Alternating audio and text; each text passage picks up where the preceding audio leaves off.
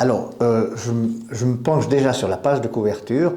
Si je penche de ce côté-ci, on se rend compte qu'il y a la Fondation Janada et on a un titre, Arsène Lupin vs Léonard Janada. N'allons pas croire que ce VS est typiquement local et que ça veut dire valaisan. En fait, ça veut dire versus. Et je le dis tout de suite parce que je sais qu'on va me poser la question, pourquoi versus, on sait très bien que c'est du latin, mais c'est du français en fait, qui veut dire contre. Alors pourquoi ne pas avoir mis comme titre Arsène Lupin contre Léonard Janada? Pour la simple et bonne raison que les esprits un peu retors peuvent imaginer le titre suivant, Arsène Lupin contre, du verbe contrer, Léonard Janada, ou alors Arsène Lupin contre Léonard Janada, la préposition. Et c'est surtout ce côté-là, je veux dire, qu'il fallait le montrer. Donc je mets Arsène Lupin versus Léonard Janada. Étonnons-nous pas d'ailleurs que contre et versus donnent lieu à une controverse. Voilà, c'est l'origine. Alors, le résumé du livre en deux mots, c'est ceci. On trouve Arsène Lupin en prison et on est en 1921. Il pactise avec le diable, top là. Le diable lui, en réaction, donc le diable lui donne la liberté et un siècle d'or contre son âme. Maintenant, en 2021, c'est-à-dire 100 ans plus tard, à la Fondation Janada, il y a une exposition au mur de laquelle on ne voit que des faux tableaux. Que des faux tableaux, sauf un tableau qui est un original, qui est un vrai, un authentique tableau, mais essayons de suivre, ce tableau représente une faux. Jusque-là, ça va? Arsène Lupin arrive au bout du siècle et sent sa mort approcher. Or, la mort, elle est représentée très souvent ou symbolisée par la faux.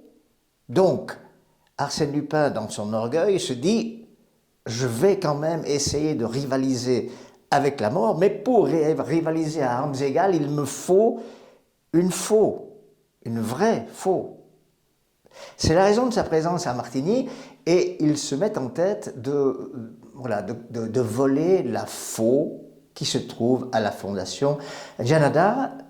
Et là, il aura fort à faire avec l'illustre mécène de Martigny, qui est d'ailleurs accompagné de son bras droit, une charmante demoiselle qui fait des études on appelle ça forensique, mais ça veut dire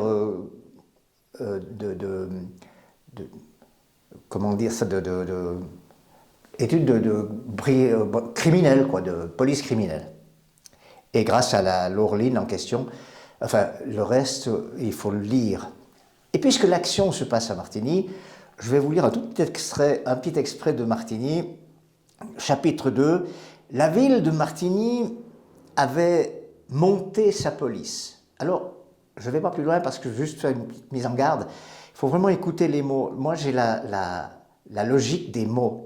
Par exemple, si on dit il pleuvait des postillons, on est au théâtre, il pleuvait des postillons gros comme des cochers de fiacre sur les premières rangées de spectateurs, on pourrait très bien dire il pleuvait des postillons gros comme des confettis. Mais pourquoi cocher de fiacre? C'est parce qu'il y a postillon, puisqu'un cocher de fiacre est un postillon. Donc on est obligé de se laisser mener, quand on veut lire du Giroud, par les mots, par le double, voire triple sens des mots parfois. Donc si la ville de Martigny avait monté sa police, c'est bien parce qu'il y aura une descente plus tard. Je reprends.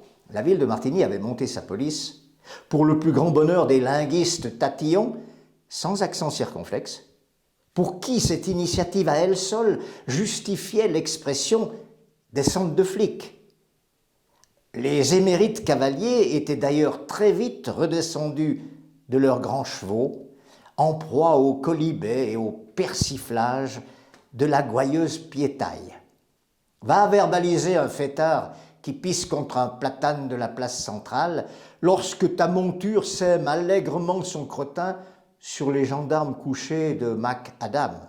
Va contredanser, je trouve plus élégant que contraventionner, un grand noceur devant l'Éternel, surtout que le fait d'être noceur n'empêche pas celui d'être votre frère, aussi devant le même Éternel. La municipalité, par une sournoise cause d'inconnu coronavirus aussi chinois que ravageur, donna pourtant ses ordres. La marée, chaussée de bottes, les exécuta. Elle mit ipso facto pied à terre pour fouler le plancher des vaches, tout en restant à cheval sur les principes. Les gendarmes cessèrent donc leur manège sur le dos des bourrins et des contribuables et recommencèrent peu à peu, ou petit à petit, c'est au choix. Mais ici, je vous propose, pas à pas, qui me paraît le plus idoine, leur tour de ronde à pied au pied de la ronde tour. Et puis, comme j'ai de la suite dans les idées, quelques 30 pages plus loin, je reviens sur ces mêmes